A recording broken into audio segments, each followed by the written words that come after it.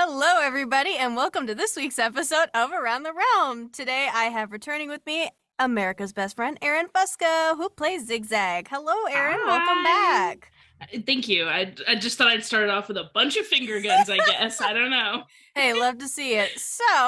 I guess just delving right into the questions. No, Okay, preamble. Get no, in there. oh, you know what? Okay, well, I was gonna do an intro about it, but we already know you, so. You know In a me. world where there is Erin Fusco sitting in with Around the Realm host, we. I need a script. Get me in there. Also, Okay. I'm intrigued. I'm going to the box Okay. office. I'm paying Amidst full the price for this chaos. ticket. In these trying times, there is only one Fusco of Erin to sit and tell us about Zigzag from Night That's City Stories. so true. Okay, cool. You know, I should Yeah, have done that. perfect. Okay, now I have to redo everything from Around the Realm because Yeah, bring it I all think, back. Take yeah, them all no, down. cut. We're gonna take it all down because Re-record. I feel like everybody needed that intro, but oh well, only Aaron Fusco gets it. So Yeah. Well, we can go forward with this one. yeah, okay. Going forward as we're reaching our very end. Yeah. How Okay, sad. We're so close. I know. Episode 12. So this is episode 12. Hmm. And we're storming buildings. We're causing chaos. We're really getting into it. Yes, and this I'm excited to have you on to talk about this episode in Yeah. particular. But Well, let's get speaking, into it. What's the yeah. first question you got for me? I'm Well, going to interview you, Zelda. oh, What's the well, first question? well, speaking of like explosions and causing chaos of like this whole like campaign, what do you think are like what were some of the biggest challenges you faced during this campaign? Now that you can either answer this as like Aaron or as Zigzag, and how did you overcome them? Sure, yeah.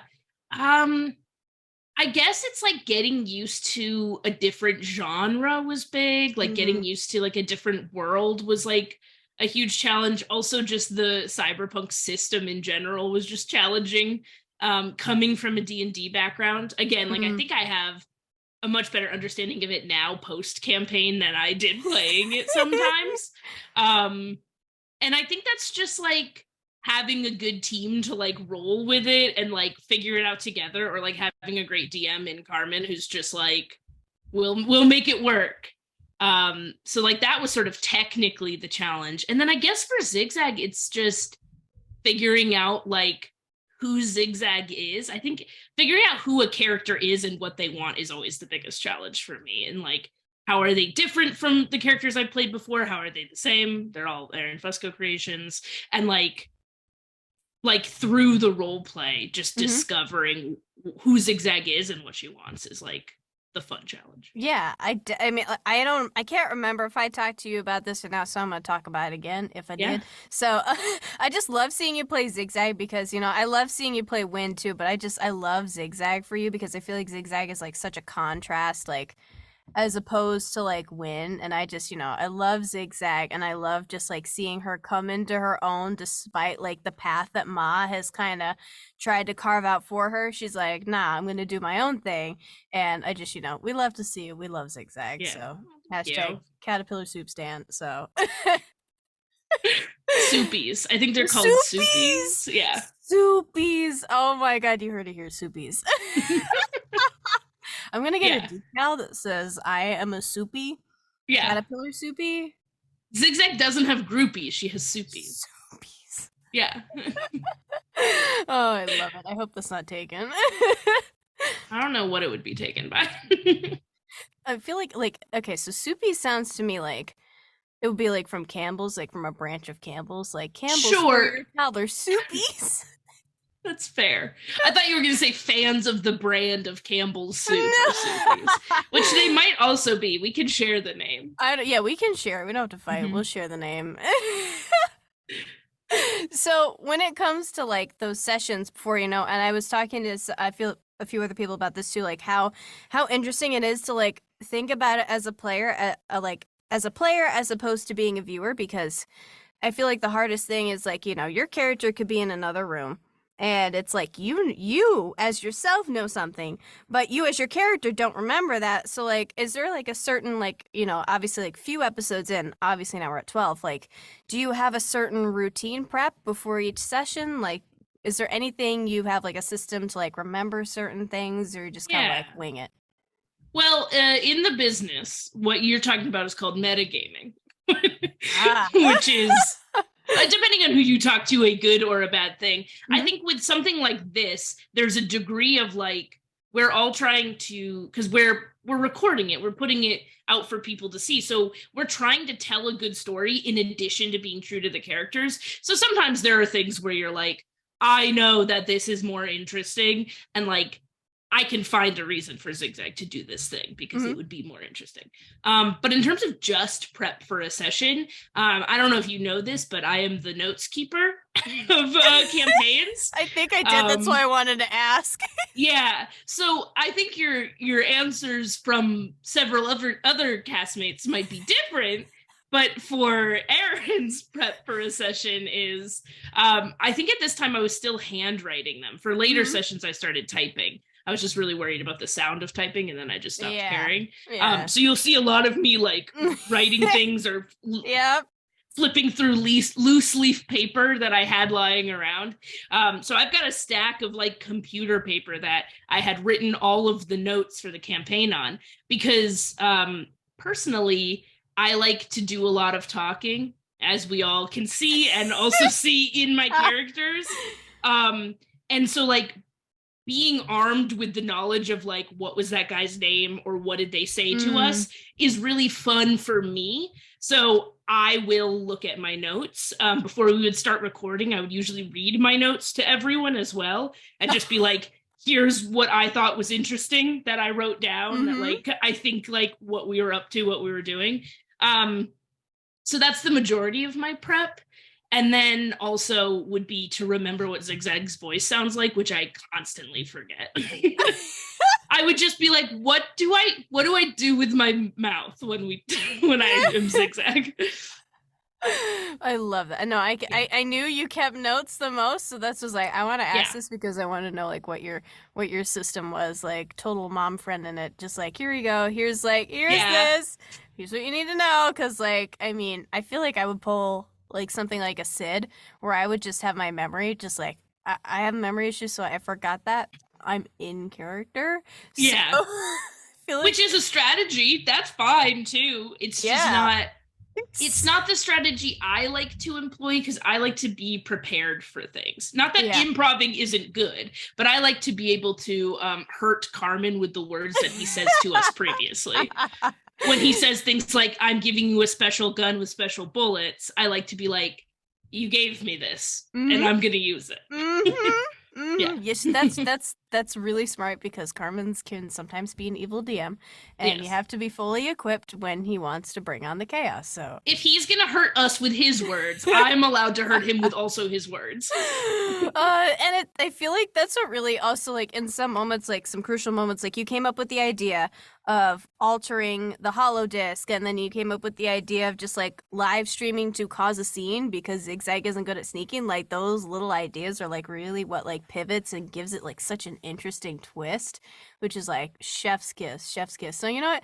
Maybe if I ever play a game, I will take notes so I can learn how to just make little pivots like that. Oh, So, we got to get you in this game. Next game, get you oh, in. There's you a know what? game in your future, Zelda. Don't you worry about I it. feel like there is just got to be a game, and I'm ready. I'm totally ready for it. Nice.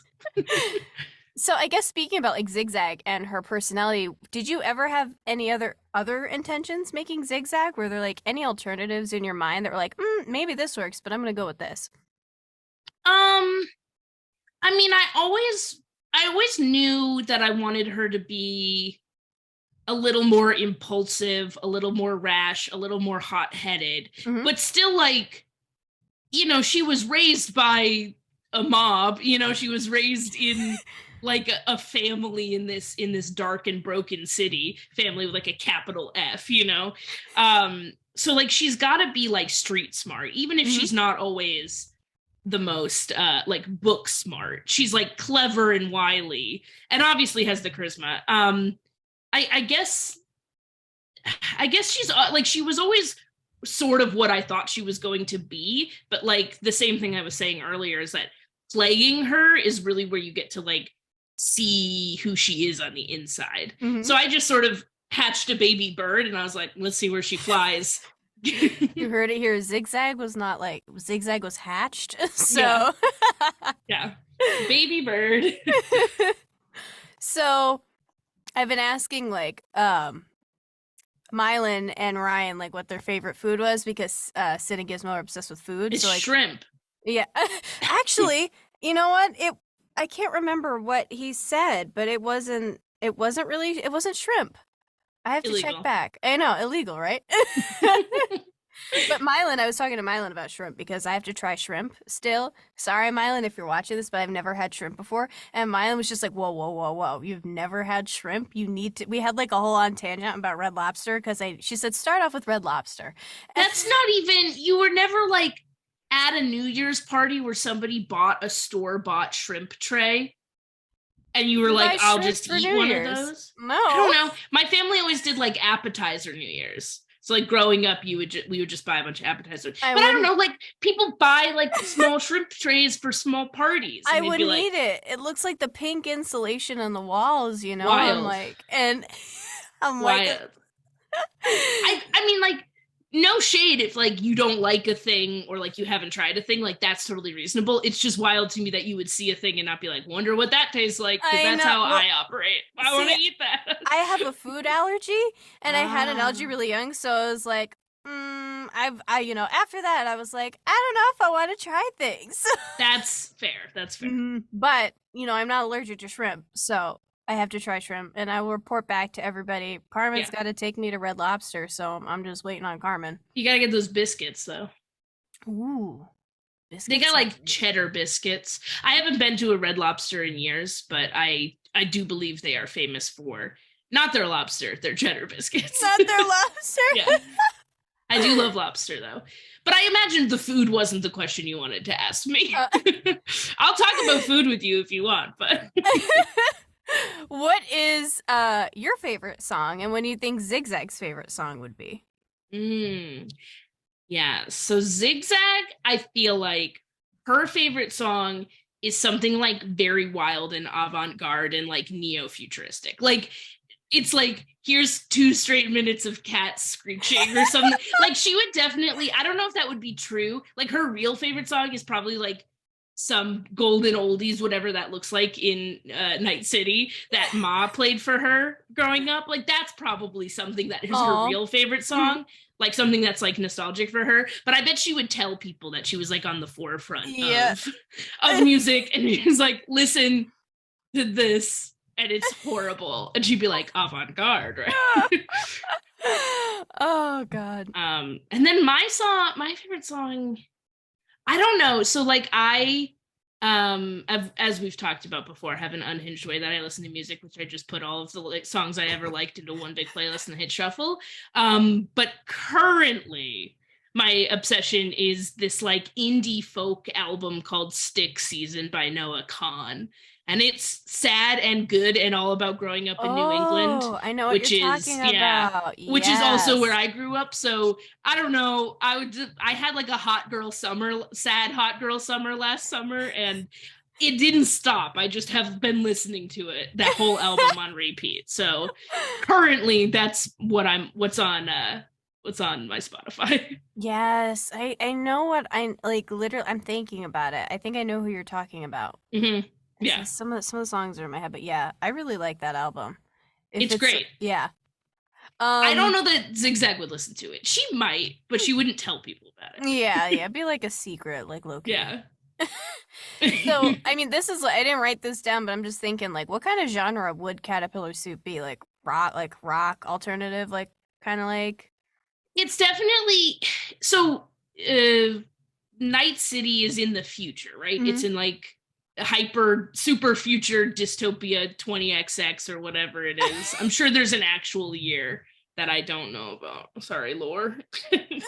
But it's whatever like punk rock turns into. That's what Zigzag plays. So it's Ooh. probably not punk rock the way we think about it, but it's whatever that has evolved into in the future. Ooh. I wonder what that would sound like. I don't know. Futuristic punk rock. I'm here for Yeah. it though. Yeah. Um, is there another character that you relate to besides Zigzag, and why? In our game. Yeah. Like any of the Oh, other interesting. Yeah. people in the group that you would think that you'd see yourself in. Yeah, I mean, I think our whole crew does a great job of really like humanizing these characters. And Hmm. so I do think that like at moments you can find yourself in most, if not all of them. So there are all times when I like see myself in a decision a character makes, or like in Raven's uncertainty about what she Hmm. wants for her future. Not that I don't think that I'm 100% a Raven. I think I would be like a 1% a Raven. Because Ash does some wild things with that character. Yeah. Um, or in like the easy way that like Sid just cares about Gizmo or other Hmm. people. Like I think that those are the parts that like I identify with, where I'm like, oh, that's a thing that I either have done, would like to do, or aspire to be. Yeah, definitely. It's so Yeah. interesting how like they've changed like I don't want to say drastically, but like it's more so that we see the human side, like you said, especially like once we all see them band together because they weren't really exactly tight pals like season one. Yeah. And that's what I particularly loved about it, and just happy that I can talk about like the later episodes now because they've all come together and finally working together like a fam squad. So Yeah. love Fam to see it. squad. A fam squad. um so where do you think Zigzag would be if she weren't with this group, like any of them? I mean, it's hard to divorce her from Ruby, is the real Yeah, answer. yeah. I mean, she would probably still be with Ruby, but I think that like if things weren't set off by this campaign, Hmm. if the events leading to where she is now didn't happen, I think she would just be with Caterpillar Soup. Hmm. Like maybe she would have taken up Quadara on her, asking her out at the beginning. Maybe that would have turned into something. Um, her bow might not have been released from prison. Like I think she wouldn't have turned back at Yeah. all. I don't Yeah. think she would have looked back. I think she had to be forced to look back. Yeah, definitely. And I mean, speaking of that, she kind of is like always kind of torn between the life that Ma had tried to set out for her and the life that she wants. So, like, at this given point, do you think, like, towards the end, that she's still interested in leading the Bonitos? Like, what do you think's kind of going on in her head? Yeah, I don't think if you asked her at the start of the campaign if she was Hmm. interested in leading the Bonitos, it would just be like a hard no Hmm. for her. No, of course not. Like, first of all, I'm Zigzag. Who do you think I am? That's crazy. Second of all, no, like I don't want to go back there. Hmm. But I think that through the events of this season, she like feels this responsibility, like that is her family, Hmm. and there's a better way, and she sees that better way, and that she, if nobody else is going to do it, it has to be her. Mm. Yeah, because speaking of that, like, let's say she doesn't. Like, who else? Who else would she? Who else would? Like, if Right. once Ma retires, who just like, Right, like she was the yeah, future. only child, so no Yeah. siblings. Yeah, that'd be very interesting. It's very, I can't wait for And there everybody are to people catch who those up. So, might have stepped up, right? Like yeah. there's a there's a system for somebody, taking power Mm-hmm. after Ma in the family, but uh it's like Zigzag can see it going one way, which is like Ma's way, and continuing that, or going this better way. And it's, I don't know that she wants it so much as she like feels responsible for it, Yeah. and Yeah. feels like I'll fix it Mm-hmm. because I can, and Mm-hmm. I feel like I should. Yeah. So let's say like Zigzag, where would she be, do you think, if she didn't grow up in a crime family? Like, do you think she'd still want to be a rock star, or do you think that she would be somewhere else. Yeah. I mean, I think that her desire to be that rock star comes from like her desire to run away and be someone Mm-hmm. else. Yeah. And like, you know, nobody knew sort of Ma existed in the shadows. Nobody really knew about her. And so Zigzag's desire to be a rock star is so the opposite, right? Like people knew of Ma like as a figurehead, but she Yeah. wasn't like on tabloids and, you know, Yeah. like on the internet of like pictures everywhere. So like Zigzag's desire is to like get as far away from that. So like Mm-hmm. the exact opposite. So like hyper public, like hyper carefree, like no responsibilities, only music. And I do think that she has like a love of music. You can't, you know, you can't be a superstar if you don't have that passion. Yeah. Um, but I think that if she grew up differently, like she would be much happier, Mm. like Gizmo's sister. Like Yeah. having a family, living away from the city, like having her own small life and being happy. I think Yeah. is like without any of the responsibility and the trauma, I don't think she would like yearn for stardom and fame. And I think she would just be like, I want what I want and I want to be happy. Yeah. I feel like Priya's just living it up the best out of everybody. And Yeah. like, cause like, while they're in Omnitech right now and, just like going through all of this stuff, Priya's just kind of chilling, texting Gizmo every now and then. Like, if I were to be in that, I'd be like, I want to be Priya. Like, Yeah. it gives me the vibes of like back in season 1 where like, I don't know where Arya's parents are, but they're kind of chilling, living it up. I want to be Arya's parents and I want to Yeah. be Priya in this. Just kind of like chilling, texting, hey, you coming home? I'm just going to take your bed. I'm going to take your leftovers. Love it. We love that Yeah. for Priya. Well, now we're going to dive into our episode recap. So, lots have happened. Lots have happened. We left off with Ruby and Gizmo getting caught by security. So, Sid and Charles were able to sneak by, but Ruby and Gizmo are just like do do do do do, and they get caught by security. But Gizmo's pretty slick. He pulls off being an exterminator, and he rolled a crit, so the security bought it and just really wanted to go to the Caterpillar Soup concert. So they were like, okay, all right, whatever, Who bye. doesn't? Yeah. Sid scans the floors to see more of Omnitech just to kind of check it out, and Zigzag and Raven are they're going live, partying it up, and inviting people to just come on down to Omnitech, hang out. We have Zigzag, we got Caterpillar Soup here, and so everybody's, like madhouse, absolute mob house. So Zigzag and Raven decide to try and sneak into the building to see like the cafeteria is empty, and they're like trying to figure out, all right, we're kind of stuck with this mob right now. We need to kind of get going. Meanwhile, with Ruby, Sid, and Gizmo, Charles goes upstairs to scope out the floors above. They're trying to see. I know. I love Charles so much, and I personally would love a Charles myself. I feel like he's so cute, and like the little design. I love Charles for Gizmo. So they all head into the elevator. They go to the gift shop. Because you know what? Why not? We spend a lot of time wandering around this building. Yeah.